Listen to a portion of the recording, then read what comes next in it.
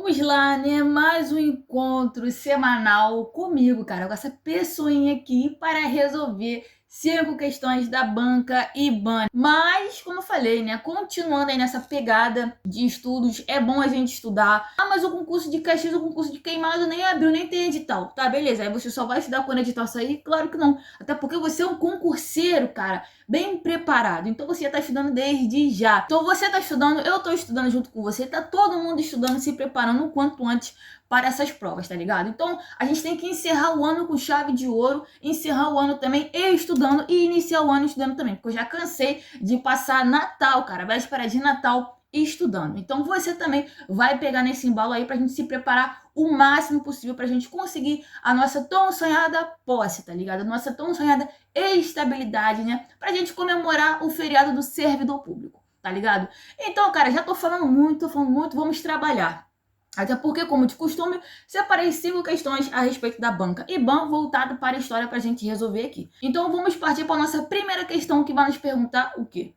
Durante o período colonial brasileiro, as chamadas entradas e bandeiras tiveram um papel relevante na expansão territorial e na consolidação da colonização portuguesa. A principal diferença entre essas expedições consistia em: letra A, as entradas eram financiadas pela coroa portuguesa, enquanto as bandeiras eram iniciativas particulares.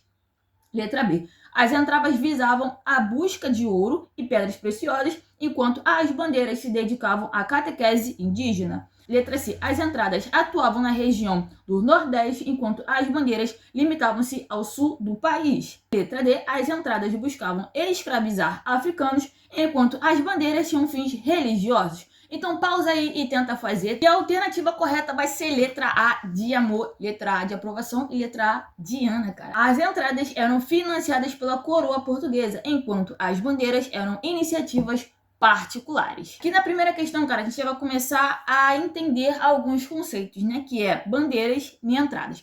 Com certeza você já deve ter ouvido falar dos bandeirantes, e está relacionado diretamente às bandeiras. Nós estamos mais acostumados a ouvir a palavra bandeirante, só que agora encontramos uma palavra nova, né? As entradas. Para ser sincero para vocês, cara, eu só fui entender um pouco a respeito das entradas e bandeiras quando a minha prima, cara, que tá no ensino fundamental, me pediu ajuda num trabalho de história dela, e era justamente isso, né? O que significava entradas e bandeiras e qual era a diferença entre os dois. Mas uma coisa que você tem que ter em mente, cara, é que as entradas e as bandeiras foram um elemento muito importante nessa questão da colonização, da exploração do território e também na fixação da galera da colonização. As bandeiras e as entradas também tinham o objetivo de quê? De buscar materiais preciosos. Também nesse meio tempo, né, com esse elemento novo da colonização, vai entrar também as drogas do sertão, até porque a galera ficava andando, né, no interior da colônia, andando ali no interior das matas e tudo mais, então iam achando novas coisas, né, como foi o caso do Guaraná. Então vamos lá, né? Agora a principal diferença entre entradas e bandeiras. As entradas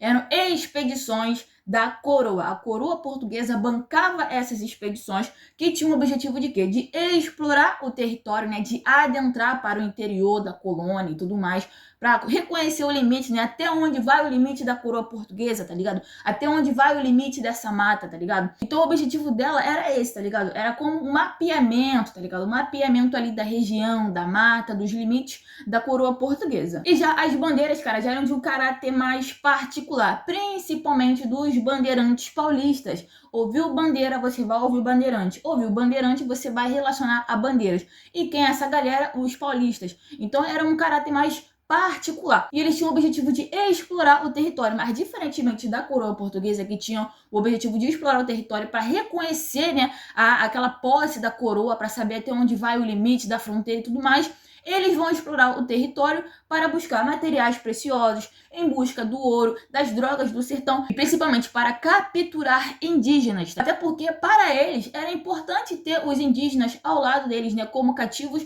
ou até mesmo como livres, vamos dizer assim, como aliados. Porque nada melhor do que um indígena para conhecer aquele território, para conhecer a mata. Vamos lá para a questão de número 2. A revolta dos malês, que aconteceu em 1835, ocorrida em Salvador, representou um importante episódio da resistência escrava no Brasil.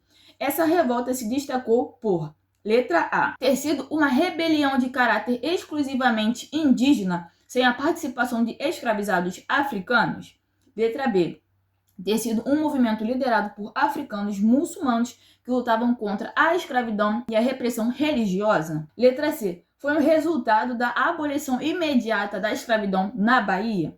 E letra D. Ter recebido o apoio direto da Igreja Católica. Então pausa aí e tenta responder. E o gabarito que melhor se encaixa, vai ser a letra B de Brasil, ter sido um movimento liderado por africanos muçulmanos que lutavam contra a escravidão e a repressão religiosa. Então a revolta dos malês, como a própria questão já colocou para nós, foi um movimento, cara, foi uma rebelião muito, muito, muito importante durante o período imperial, tá ligado? Ela vai acontecer no período imperial e não colonial. E como o nome já diz, revolta dos malês, Os malês, cara, eram africanos, que tinham essa questão da religião islâmica, tá ligado? Quando eles chegaram aqui, eles mantiveram a religião islâmica, como a gente costuma dizer, os muçulmanos, tá ligado? Então eles vão continuar com essa questão islâmica aqui no Brasil colonial e também no Brasil imperial, tá ligado?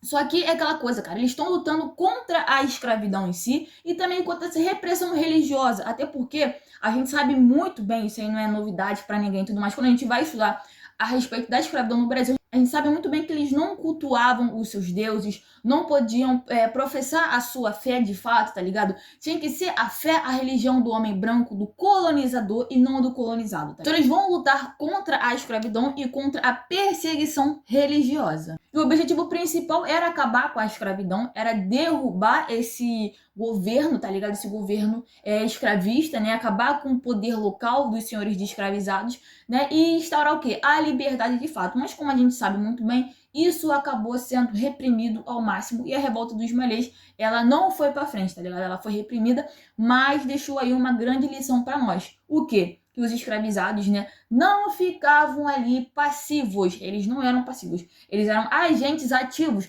dentro desse sistema escravista. Eles estavam ali lutando pela sua liberdade. Como eu falei no vídeo passado, cara, as fugas, as rebeliões, os quilombos e até mesmo as mortes eram vistas como forma de resistência. Resistir a esse sistema colonial imperial escravista dentro daquela sociedade. E chegamos aí na questão de número 3, na metade do nosso simulado. Eu espero de coração que você esteja gostando e acompanhando também as questões, tá? É importante você pausar, tentar ler com calma. Não entendeu? Volta o vídeo.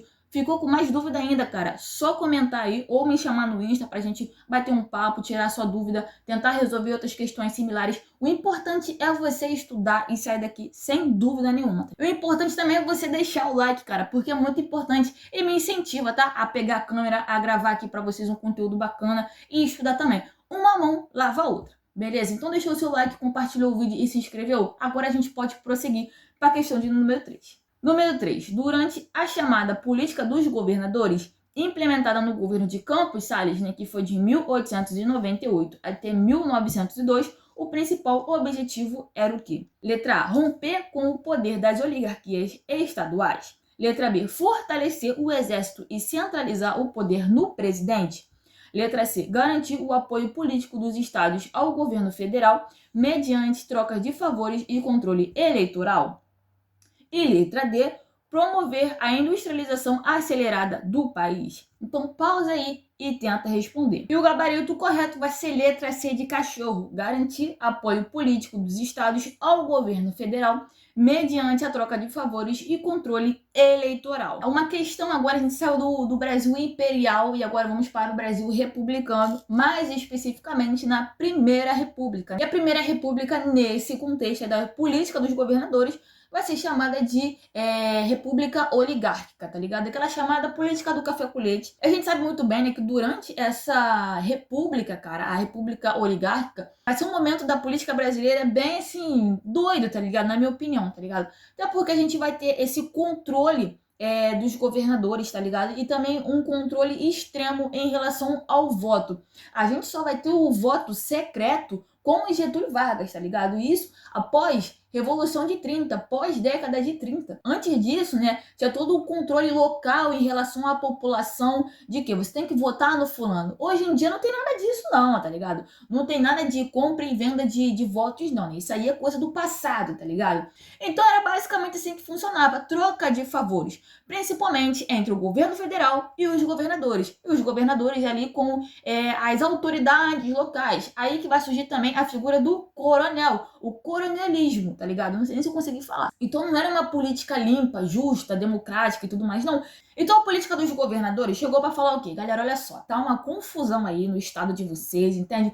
Vamos tentar arrumar a casa. Então foi um acordo informal ali do presidente da República, né, do governo federal, com os governadores, para justamente manter essa política oligárquica. Todo mundo vai sair beneficiado, porém tem que seguir algumas regras. Então, basicamente, o governo federal iria apoiar os governadores aliados, né? Em troca de quê? De apoio dentro do Congresso Nacional. Tudo isso para esquematizar aquela política, né? Para manter a base da política oligárquica ou a política do café com leite. E como eu falei para vocês, né? Bem assim, resumidamente, estamos na política do café com leite. Então, automaticamente, quem vai se beneficiar com a política dos governadores e com esse sistema eleitoral extremamente complicado vai ser Minas e São Paulo, que sempre vão se alternar no poder. Uma hora Minas, outra hora São Paulo. Porém, a gente viu que isso vai começar a decair com Washington Luiz, que acabou apoiando um candidato paulista. Ele, sendo paulista, apoiou mais um candidato de São Paulo, quando na verdade ele deveria apoiar um candidato mineiro. E aí, daquela confusão toda, a Revolução de 30,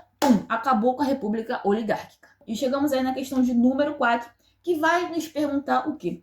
O ato institucional número 5, o AI-5, decretado em 1968, marcou o período mais repressivo da ditadura militar brasileira. Entre as suas consequências destacam-se: letra A, a anistia aos presos políticos e a redemocratização imediata. Isso aqui você já pode descartar, até porque, cara, o AI-5, vamos dizer assim, que ele tá numa linha temporal. O AI-5, ele está ali iniciando a ditadura, tá ligado? Vai ser quase ali no meio, radicalizando a ditadura. E não lá no final. E também não tá dizendo nada de redemocratização, muito pelo contrário. O AI-5, ele vai chegar para endurecer o regime. Então vai começar o fechamento do Congresso, a repressão, a tortura, os desaparecimentos e até mesmo, cara, a galera ser exilada. E não essa questão de redemocratização. Então a letra A está errada. Letra B, a suspensão das garantias constitucionais, o fechamento do Congresso Nacional e o aumento da censura. Isso aqui está correto. Porém, vamos analisar as demais. Letra C, a criação do pluripartidarismo e da liberdade da imprensa. Isso aqui está errado. E letra B, a convocação de eleições diretas para presidente. E isso aqui também está errado. Estamos num contexto extremamente fechado politicamente. Apenas a cúpula militar, a alta cúpula das Forças Armadas vão sentar e decidir quem vai governar. Enquanto isso, o povo não vai decidir absolutamente nada.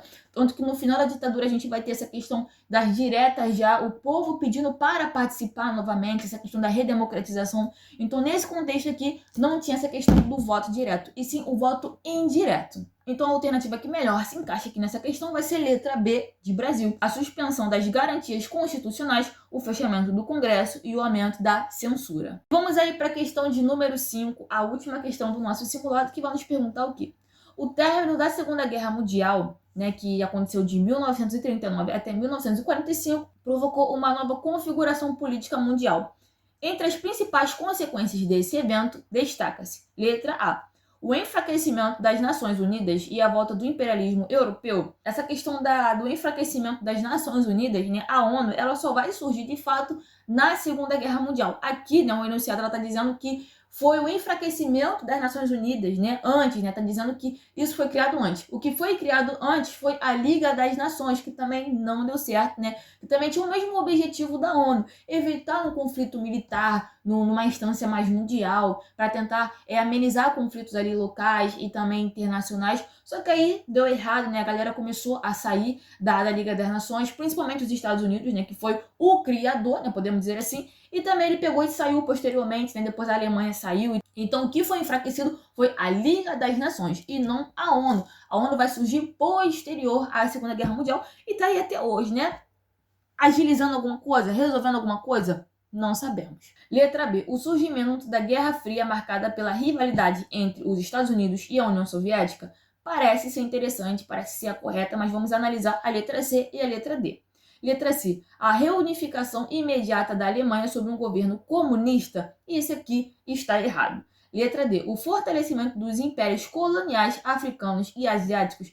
Isso aqui também está errado. Então, o que melhor se encaixa, né, como alternativa correta vai ser a letra B. A gente sabe muito bem, né, que ali pós Primeira Guerra Mundial, quem vai ficar de boa? Os Estados Unidos. E se tornou o quê? Uma potência mundial. E aí chegamos o quê? Na Segunda Guerra Mundial. E novamente, o que aconteceu? A guerra foi na Europa. Então a França ficou destruída, a Alemanha ficou destruída, a Inglaterra ficou destruída. Todo mundo ficou destruído, menos os Estados Unidos da América, que saiu ainda mais forte economicamente, politicamente e militarmente dessa guerra. E saiu ali como uma grande potência mundial. Porém, do outro lado, quem está surgindo também como uma grande potência mundial? A União Soviética. Então, do lado a gente tem os Estados Unidos da América e do outro lado a União Soviética. O capitalismo e o comunismo, o socialismo. E aí, cara, o mundo ficou basicamente em dois blocos, do comunismo e do capitalismo, direita e esquerda. O mundo extremamente polarizado. Ou você vai para lá ou você vai para cá. E na meiuca, cara, estão os países, tá ligado? Que tipo assim, mano, você tem que escolher um lado, ou direita ou esquerda. Então, basicamente, esses dois grandes países aí nesse momento aí pós Segunda Guerra Mundial e Guerra Fria vão começar a disputar absolutamente tudo. Esporte, corrida espacial, essa questão militar, essa questão política, tudo era motivo para se enfrentar. Só que a gente fala de Guerra Fria, por quê? Porque não tinha um conflito direto entre os Estados Unidos e a União Soviética. Eles aproveitavam conflitos locais para se enfrentar, como foi o caso da Guerra das Coreias, né? A Guerra do Vietnã, também ali em guerras civis, ali na região do Líbano. Então eles começaram a usar esses conflitos locais para se enfrentar, mas não teve enfrentamento direto, até porque a gente também vai ter nesse contexto o desenvolvimento de armas nucleares, né? Desde a Segunda Guerra Mundial, os americanos já estão correndo aí contra o tempo para poder fazer o quê? A bomba atômica, e eles conseguiram. Então a União Soviética também não ficou para trás, entende? Então teve muito essa questão do desenvolvimento, né, dessa indústria de armas justamente por causa de quê? Da corrida espacial. Aí os americanos vão pensar o quê? Se os caras conseguiram lançar um satélite, eles conseguem lançar um míssil aqui. Então vai começar uma corrida espacial, uma corrida armamentista. Então tudo muito movimentado nesse período aí da Guerra Fria. Mas a Guerra Fria vai levar esse nome justamente por causa disso, porque não teve um conflito direto. Então é isso, gente. Esse foi o vídeo, tá? Espero que vocês tenham gostado do nosso simulado, resolvendo 5 questões a respeito da Bank Ban. Como eu disse para vocês, é importante a gente se preparar o quanto antes para esses concursos públicos, né, para essas provas, porque quanto mais tempo a gente tem, melhor a gente se prepara e melhor a gente se sai bem nessas provas, tá ligado? Então, espero que vocês tenham gostado. Se você gostou, deixe o seu like, compartilhe esse vídeo e caso seja novo aqui no canal, se inscreva e ative as notificações para você não perder absolutamente nada. Vídeo novo toda segunda, quarta e sexta, beleza? E é isso, gente. Muito obrigada por assistir até aqui e até o próximo vídeo. Valeu!